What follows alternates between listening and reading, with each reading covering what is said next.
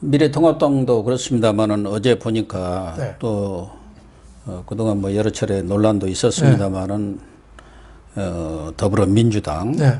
이해찬 대표께서 네. 그분은 하도 나이가 늙어 보여서 한 80대 된 많지도 것처럼 않아요. 보여서 제가 깨서라고 붙였습니다. 52년생입니다. 네.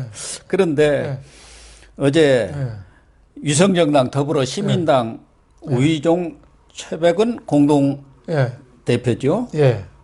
우리가 쉽게 말하면 바지 사장 아닙니까? 그렇죠. 바이사장이죠. 이분들이 인사를 왔어요. 네. 근데 이해찬 대표가 참 이렇게 얼굴이 두꺼우신지 유일한 연합정당, 형제 정당이다. 그래서 문재인 정부 성공과 선거법 취지를 살리기 위해서 우리가 힘을 모으자. 이렇게 얘기를 하고 네. 참 이렇게 뵈니 사돈을 뵙는 것 같습니다. 아, 그렇죠. 그러니까 또 이 두 분 위종 최백은 공동대표는 종갓집에 온 것 같다 하고 시댁에 온 것 우리가 같습니다. 시댁이다 했죠. 우연 꼬주겠으니까 시댁이라고 봐야죠. 예, 웃기는 얘기죠. 국민들을 아주 우습게 하는 모양이에요. 그렇죠. 미안하고 우리 같으면 창피해서 어디 쥐구멍에라도 들어갈 것 같은데 뭐 그냥 우리가 어쩔 수 없이 이렇게 됐습니다. 미안합니다. 이래야 할 것 같은데 이렇게 거짓말을 하고 있나? 뻔뻔한 거죠. 그리고 아니 또, 이게 연합정당 맞습니까? 연합정당은 무슨 연합정당이에요. 그냥 몇 명 꼬아가지고 얼렁뚱땅 두 명이 두 명 그것도 두 명. 할 수 없이 그 뭐 이름도 못 들으면 무슨 기본소득당? 무슨 시대변환? 그 두 사람 넣어준 것뿐이 그렇죠. 없잖아요. 나머지는 싹 다 그 사람들 모두가 다 친문이고 다 어떻게 보면 친문이죠. 뭐 같은 솥밥이죠. 한 솥밥을 먹던 사람들이죠. 그래서 차라리 미래 한국당처럼 떳떳하게 너희들이 그렇게 꼼수 선거법을 만들었으니까 우리는 거기에 대응할 수밖에 없다고 다 아예 공개적으로 얘기를 했잖아요. 정당방위다. 그렇죠. 이제 이해찬 대표가 또 얘기한 중에 열린민주당 왜 정봉주 손혜원이가 한 데다가 참칭하지 말라고 그랬어요.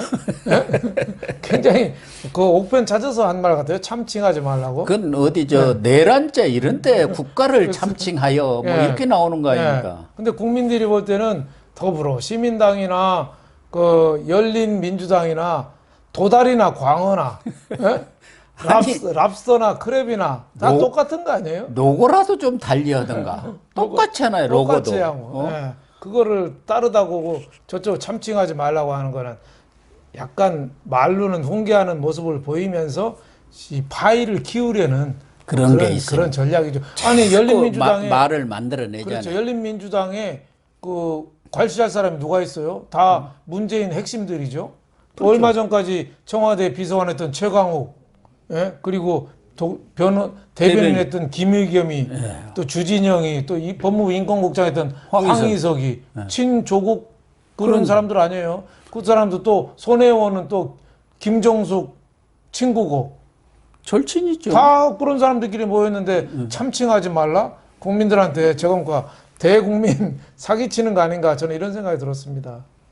그래서 지금 열린 민주당은 김정숙 당이라는 이런 시중에 루머까지 있었어요. 손혜원이가 다 주도하지 않습니까? 그렇죠. 지금 뭐 이런저런 있으면 그런 소리 하지 마. 내가 알아서 밀고 나갈 거야. 뭐 주진영이가 어쩌고 저쩌고 하니까 그런 거 말도 안 되는 소리 하지도 마라. 그게 무슨 험결이야 하고 촥 밀고 나가버리잖아요. 그만큼 힘이 누가 밀어주니까 있는 거 아닙니까? 그렇죠. 그러니까 뭐 저 사람들이 뭐 다른 열린민주당 간판으로 비례대표 되더라도 나중에 또 더불어민주당하고 다 들어와서 한솥밥 먹을 사람들이죠. 그게 뭐 조국 본당이나 조국 이중대나 다 거기서 거기죠. 뭐 그렇죠. 뭐 같은 치킨집이라도요. 본사에서 하는 직영점도 있고 가맹점 프랜차이즈가 있어요. 똑같은 치킨이죠. 소비자가 볼 때는 똑같이 닭튀겨서 파는 데예요. 그 조국 수호당이라고 그 창준이까지는 만들었는데 출범은 안 했나? 그렇게 나는 그거 이제 삼중대가 또 하나 나오겠다 했는데. 삼중대까지 나오기는 좀 뭐 재판하는 조국이가 볼 때는 낯짝이 없다고 봐야죠. 거기다가 지금 의원 꿔주기 어제도 좀 한번 다뤘습니다만은 이것도 우리 같으면은 비례대표 이제 몇 달 남았습니까? 그렇죠. 그걸 또 제명을 구태할 게 뭐 있습니까? 다 그냥 털고 나가면 되지. 세 명은 제명하고 또 지역 4명은 탈당을 했는데 지역에 뭐 탈당 안 하면 안 되는 거고. 그리고 또 물론 뭐 현직 국회의원이 있어야지 비례 번호 할 때 좀 앞번호로 좀 한다고 그래요. 예, 뭐 그런 효과도 좀 있지 않느냐 싶은데 저렇게까지 그 물론 뭐 그 미래통합당도 했습니다마는 그렇다고 해서 저 더불어민주당은 꼼수라고 상대방을 비난하고 고소 고발까지 했던 당이 저런 모습까지 보이는 거는 집권 여당이 최소 7명을 시민당으로 옮긴다잖아요. 그래야 예. 정의당보다는 앞서가지고 번호를 정의당 위에 서거든요. 예. 그래서 요새 유행어가 내묘 남꼼이라는 거 아닙니까? 내가 하면은 묘수고 남이 하면 꼼수라는 거 아닙니까? 예. 그러니까 이종걸 의원 같은 경우는 또 글로 간대요. 그거 가서 공동대표 네. 아니 그냥 뭐 상임 대표 뭐 그런 거 노리고 있는 거 아니야? 원유출이라든가 뭐 하나 한성교 이런 예, 뭐 것처럼. 하나 노린다고 봐야죠. 그건 공천 못 받았으니까. 예. 그러니까 이종걸은 좀 뭐 걸자들하니까 약간 걸식 분위기도 좀 있어요. 아, 또 네. 거기 잘해서 이렇게 네, 하고 그렇죠. 나면은 어디 네. 대사자리라도 그렇죠. 하나 가셔야지요. 맞아요, 피곤하셨으니까 맞아요. 해갖고 어디 스웨덴 맞아요. 저쪽에 북부 지금- 쪽에 참 좋지 않습니까? 네, 맞습니다. 그걸 노린 것 같고 금태섭 의원은 그래도 자존심과 자긍심이 있어요. 딱 거절해. 네, 내가 사실 그 굉장히 속상하잖아요. 속상한 자기 정도가 아니야. 공천하는데 아주 그 신인 하나 보내가지고 문바들이 단결해가지고 공천 배제시켰잖아요. 그래놓고 또 꼼수 탈당해서 당 옮기라고. 그 인간적으로도 그러면 안 됩니다. 정치 도의를 떠나서도 그렇죠. 어떻게 그렇게 할 수 있습니까? 우리 정치가 어떻게 저 시정차 빼드라는 것처럼 식당에서 왜 갑자기 공깃밥 모자라면 옆 식당에서 공깃밥 빌려오잖아요. 그것도 아니고 공깃밥도 아니고 정말 국회의원이 저도 정치부 기자를 네. 오래 했습니다만 이렇게 치사하고 후안무치하고 네. 뻔뻔한 사람들은 처음 봅니다. 그렇죠. 내놓고 저렇게 상대방 비난하는 사람이 똑같은 거를 오히려 더 크게 하고 있잖아요. 군사정권 시절에도 뭐 하려면은 다 모양새를 어떻게든지 한번 갖추려고 하고 그랬어요. 네. 또 잘못한 거 있으면은 미안해하고 그렇죠.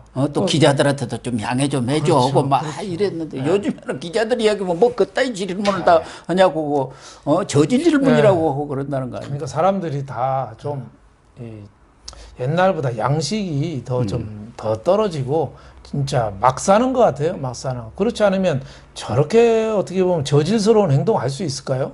저는 뭐 조국 수호도 좋다 이거예요. 하지만 조국이 했던 범죄 행위 이런 것까지 어떻게 다 정당화할 수 있나요? 그리고 그래서 비난해드려도 어느 정도 말에 그래도 품격이 있어야 되잖아요. 아니 조국을 어떻게 조광조하고 비교해요? 그러니까. 예? 조광조는 그래서 선비지 저렇게 사문서 위조하고 저렇게 주식 갖고 장난치고 저런 짓거리 안 했잖아요. 그래서 네. 법률 전문가들은 그러더라고. 그 조광조 그 후손들이 많을 텐데 저거야말로 명예훼손이다. 그렇죠. 사자 명예훼손이라는 죄가 있지 않습니까? 조광조가 아마 한양조 씨인가 그럴 겁니다. 아니 네. 어떻게 조국을 네. 조광조한테 비유하느냐? 네.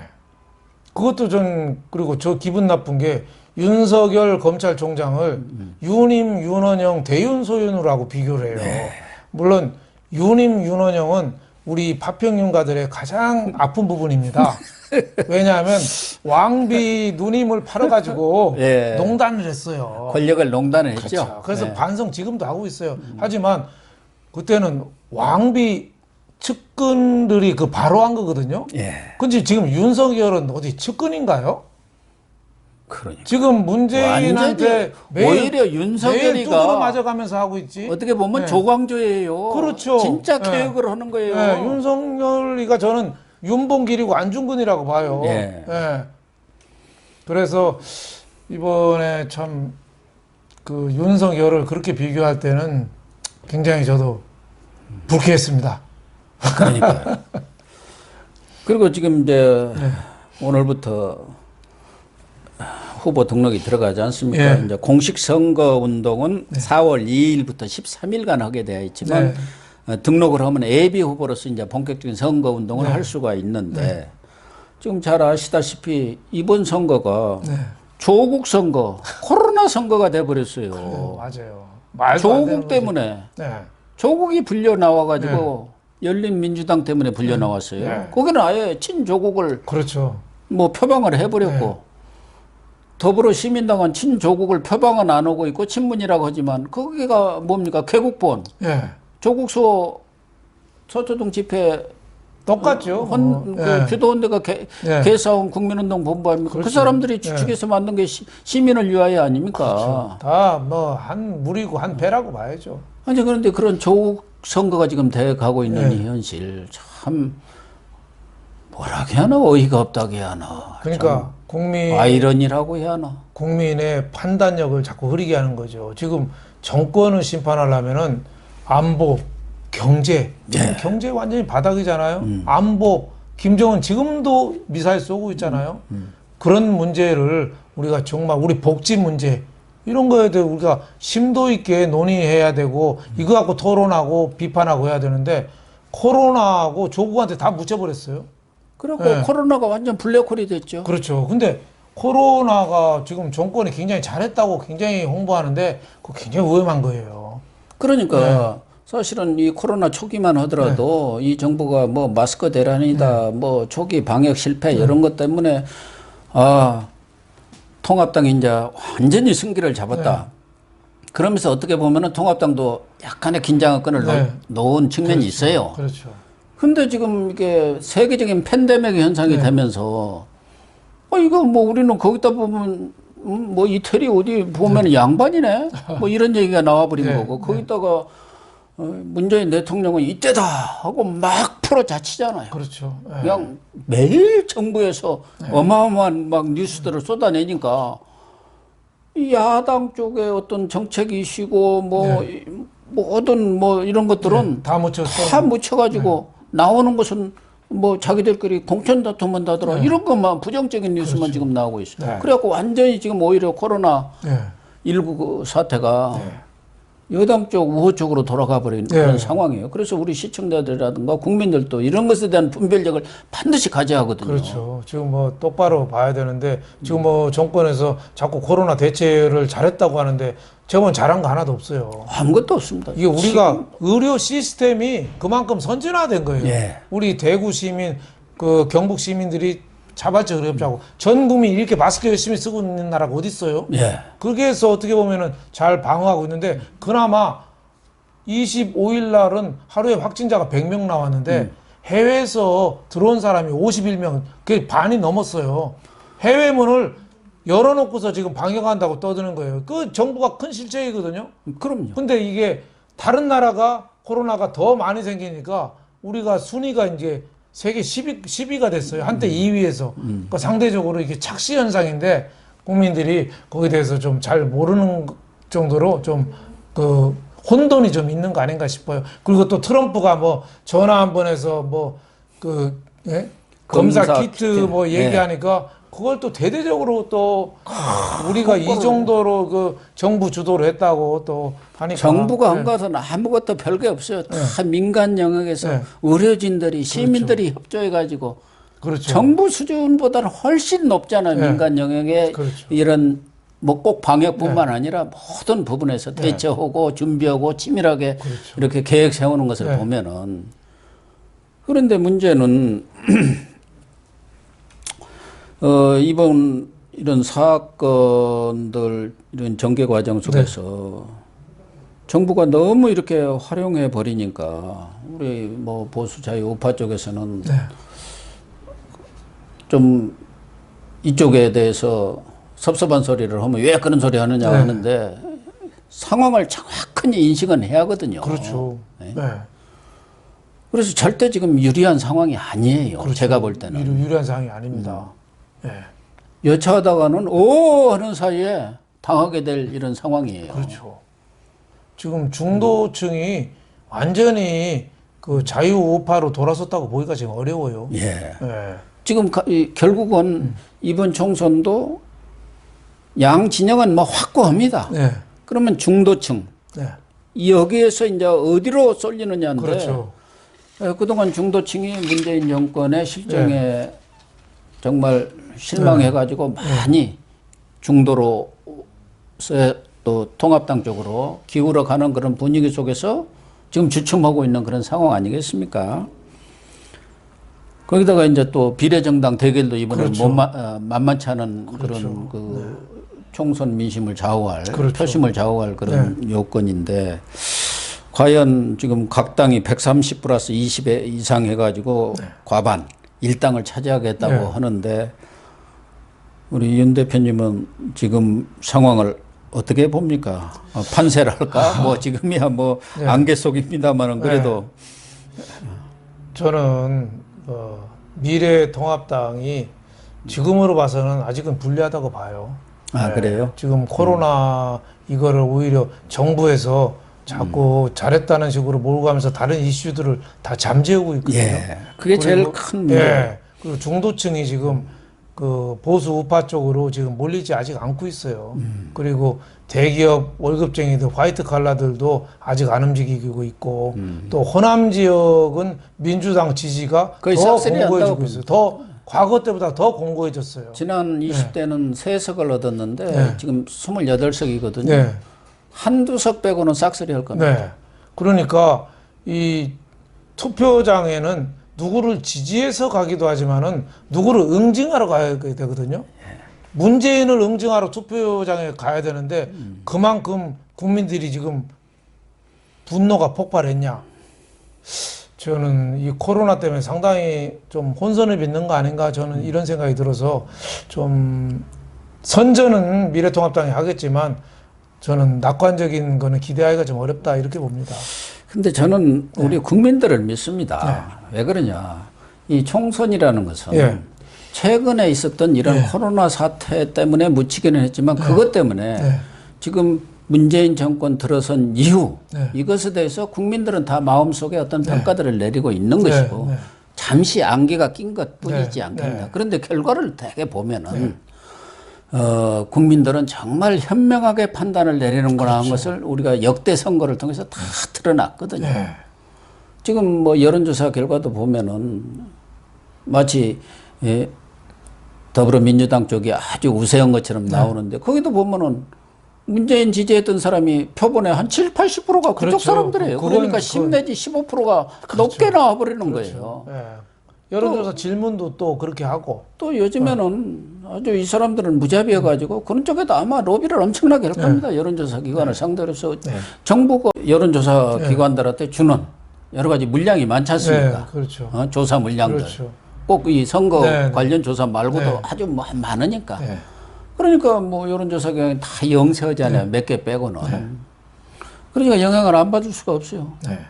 물량을 따야 하니까. 그렇죠. 물론 뭐 여론조사가 10 내지 15%는 뭐 거짓말이라고는 하지만은 지금 뭐 리얼미터, 뭐 조작미터라고 하고 구라미터라고도 하는데 문재인 지지율이 갈수록 올라가서 며칠 전에 52.5%까지 지지도가 올라갔더라고요.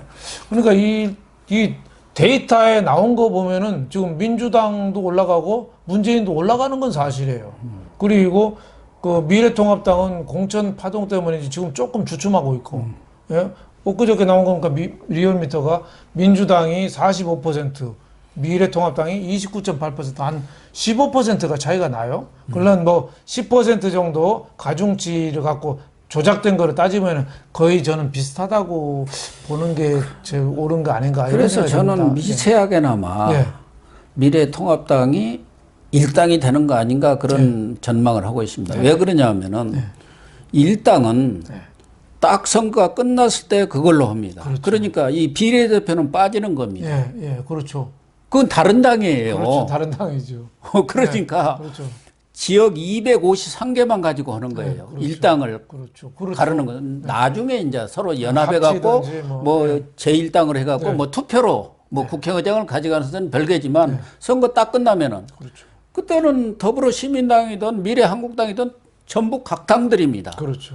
그러면은 현재 지역구만 가지고 싸우는 미래통합당과 더불어민주당 간의 이 싸움에서는 호남에서는 많이 가져갈 수 있겠지만 저는 영남권이라든가 지난번 수도권에서 3분의 2 이상을 가져가 버렸습니다. 그렇죠. 그때 그 공천 파동 때문에. 경합 지역에서 다 뺏겨버렸죠. 네. 그렇기 때문에 호남에서 한 20석 더 가져가더라도 영남에서 한 10석 더 찾아오고 영남이 16석인가를 또 가져갔어요. 뭐 무소속이다 뭐다 해갖고 14석인가. 그리고 요쪽에 수도권에 122개인데 지금 121개인데 여기서 한 80개를 가져가 버렸습니다. 거기서 한 10개만 찾아오면 충분히 이겨요.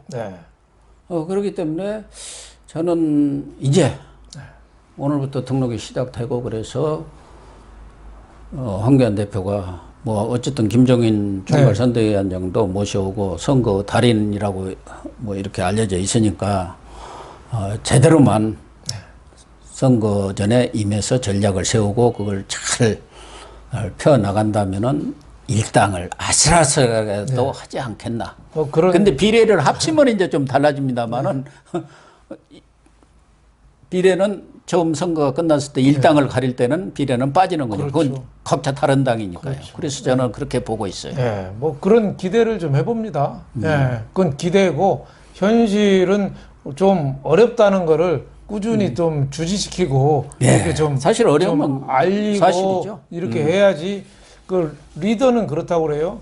최악의 상황을 가정해서 시나리오를 짜놓고 그래야죠. 기대는 최선의 기대를 해야 된다. 저는 이렇게 생각해서 좀 나쁘다, 불안하다 이런 얘기를 좀 가급적이면 좀 자꾸 좀 하려고 합니다. 근데 속으로는 뭐 잘 됐으면 참 좋겠습니다.